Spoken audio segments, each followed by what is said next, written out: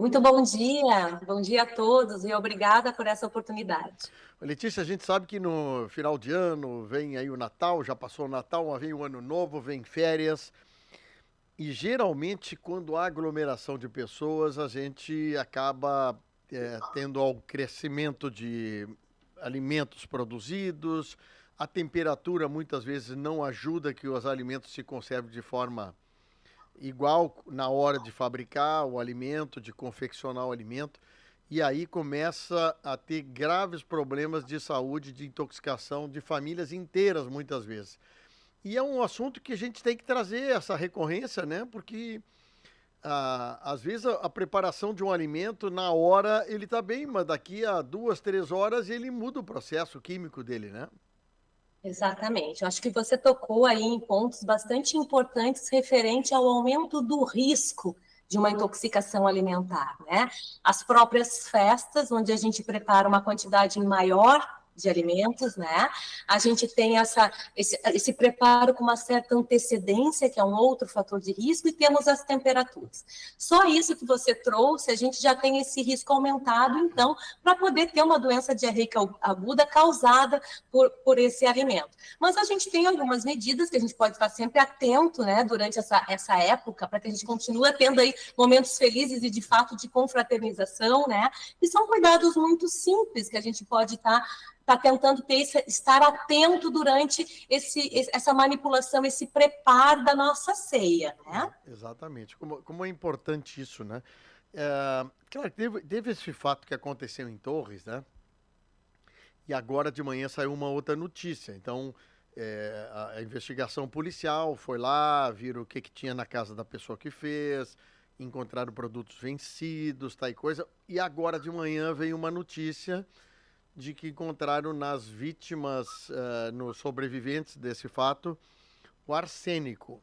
E que isso aguçou uma outra linha de investigação da polícia nas mortes, as 3 mortes que aconteceram. Mas nós vamos falar sobre produtos vencidos. Por que que há esse acompanhamento, esse trabalho da vigilância, geralmente em restaurantes, em supermercados, com a questão da validade dos produtos, Letícia?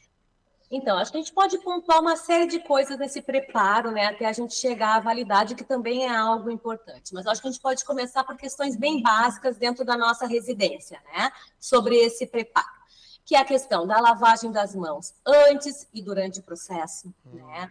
É a questão da gente, quando a gente prepara o alimento, a gente acondicionar o alimento refrigerado, né? Que é também, às vezes, a gente não tem esse hábito, ou bota no micro-ondas, ou bota no forno, não é o recomendado, né? A gente ter o cuidado, às vezes, uma prática bem simples, né?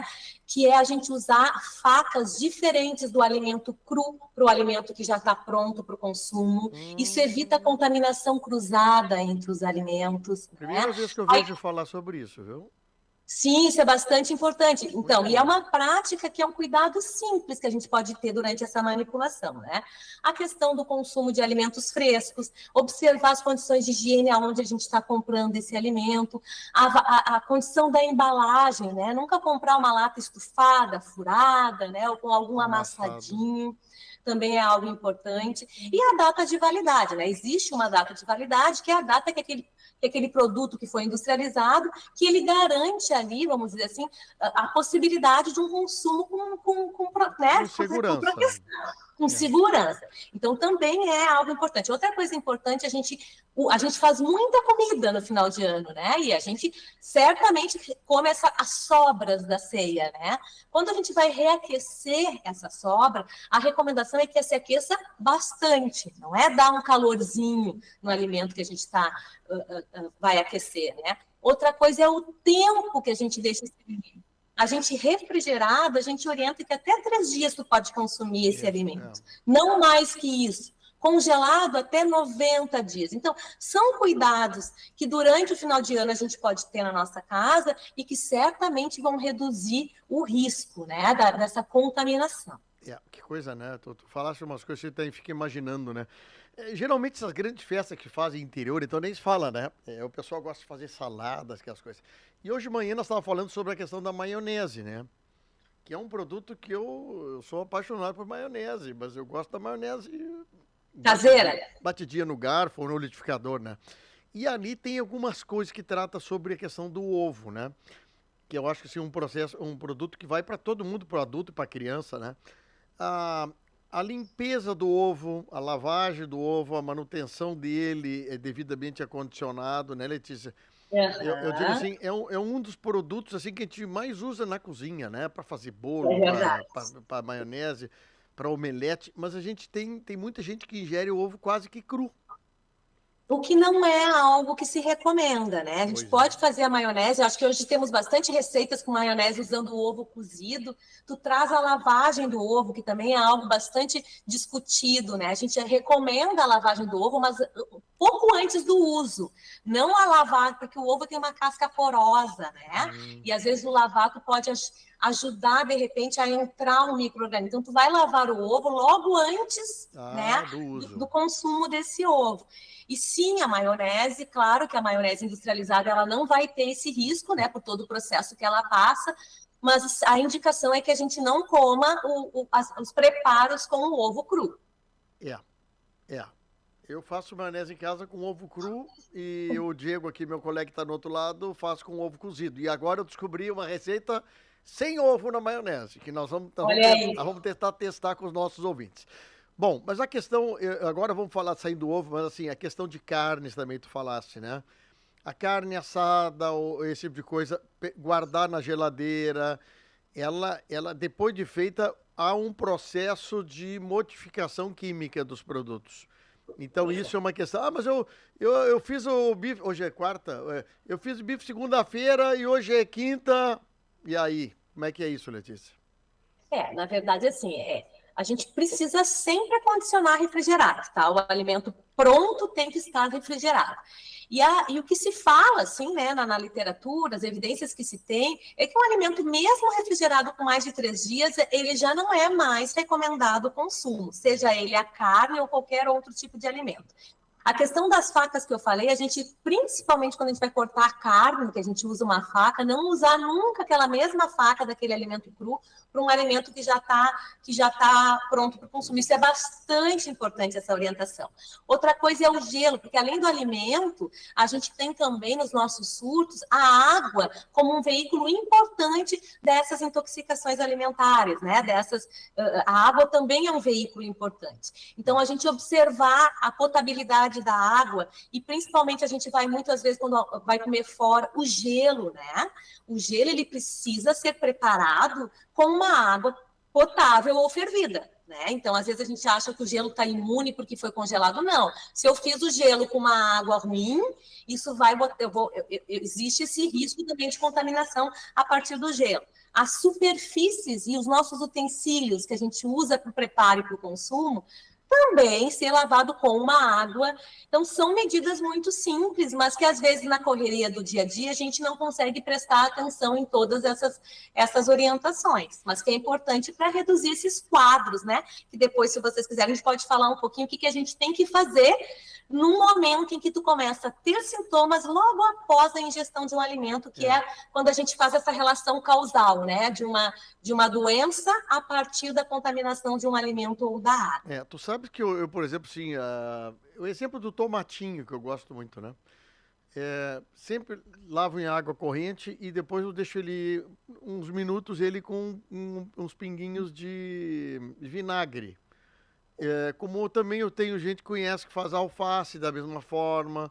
Depois de lavar, põe e deixa ela uns minutinhos com vinagre. E ajuda? Ajuda, né? O vinagre é o ácido acético, ajuda. Hoje se orienta e também tem no comércio, né? Fazer essa solução com hipoclorito, né? E também tem alguns preparos já prontos no supermercado que tu pode fazer essa solução na medida que cada fabricante indica, né? Deixar sempre esse tempo de molho só porque a água corrente ela vai tirar a sujidade do alimento, mas ela não vai matar qualquer agente etiológico, bactéria ou vírus. Então, é importante esse teu hábito de aquilo que a gente vai ingerir cru, principalmente, né, que é a nossa salada, Sim. a gente lavar em água corrente e fazer essa solução e deixar alguns minutinhos ela assim nessa solução, com certeza. O maior problema que se tem frutas, por exemplo, não tem problema assim, não tem muito problema de ingestão, de contaminação ou intoxicação na fruta, né? Acho que não, né? E também não é tão comum como são as hortaliças, né? Mas, Sim. assim, também precisam ser lavados, né? É. Principalmente aqueles que nós vamos ingerir com cascas, né? Eu falo do Também é pêssego, por importante. exemplo, o pêssego que é uma casca porosa, né? Tem muita Isso. gente que diz assim, não, eu só como pêssego sem casca. Eu não sei, eu adoro comer pêssego com casca e tudo, mas... Olha só, nunca vi alguém que gostasse o pêssego com casca. Ah, Eu, eu eu como só direto. como pêssego sem casca Ah, também. legal. Mas é isso, tudo que a gente for ingerir com casca é importante sim que a gente faça pelo menos essa lavagem na água corrente, né? É. E é importante. Os alimentos que vão ter casca, esse sim o risco é muito menor, como tu está dizendo, diferente das hortaliças. A Letícia, aí você do Centro Estadual de Vigilância e Saúde, por exemplo, nessa época, teve crescimento de informações, de notícias para você sobre intoxicação alimentar de pessoas? Sim, uma boa pergunta, né? Esse ano a gente teve um ano bastante atípico. A gente monitora os surtos de doenças diarreicas no estado há bastante tempo, né? E quando a gente monitora uma doença, a gente consegue entender qual é o comportamento habitual, né? Então, eu tenho, assim, ano a ano, um número endêmico de surtos que vão ser cíclicos, de tempo em tempo eles vão aumentar um pouco, principalmente no verão, obviamente, e esse ano a gente observou uma saída dessa curva importante, né? A gente já teve 249 surtos investigados no estado, que está muito acima dos anos anteriores, né? A gente atribui esse aumento, a gente tem duas hipóteses, né, que são bastante quase que evidentes, que é a questão das enchentes como um fator importante para o aumento desses surtos de alimentares, e também um outro fator que, como a gente trabalhou muito a questão de educação e saúde, com muita publicação de medidas de prevenção, de procurar, na presença de sinais e sintomas, procure o serviço, a rede de vigilância, a rede de assistência à saúde, ela fica mais sensibilizada para aquilo e acaba que entra mais notificação. Então, eu acho que são dois fatores importantes para esse aumento significativo que tivemos de surtos no estado esse ano. E havendo o sintoma de indisposição alimentar, essas coisas, isso, claro, procura os órgãos de saúde do município e os órgãos de saúde eles têm que também informar vocês sobre, daqui a pouco, uma movimentação anormal, é isso, Letícia? Isso, como é que funciona, né? A gente sabe que os principais sintomas de uma doença diarreica aguda, então, é a diarreia e a febre e o vômito, né? A principal recomendação nesse quadro, inicialmente, é tu manter repouso e aumentar a ingesta hídrica para que tu evite a desidratação. No entanto, alguns grupos, como crianças, idosos e gestantes, a gente já recomenda que se tu apresentar esses sinais e sintomas, né, que eu relatei, logo após a ingestão de um alimento, tu procure o mais rápido possível o serviço de saúde. Por quê? Porque esses grupos são grupos de risco à gravidade da doença. Vão desidratar com mais facilidade, então tu tem que ter um pouco mais de atenção nesses grupos. Então, é procurar o serviço. O problema desidratação, que é um negócio que em horas a pessoa praticamente se desidrata de uma loucura, né? É verdade, principalmente esses grupos que eu trouxe, né? As crianças, os idosos e as gestantes, elas têm elas desidratam mais rápido.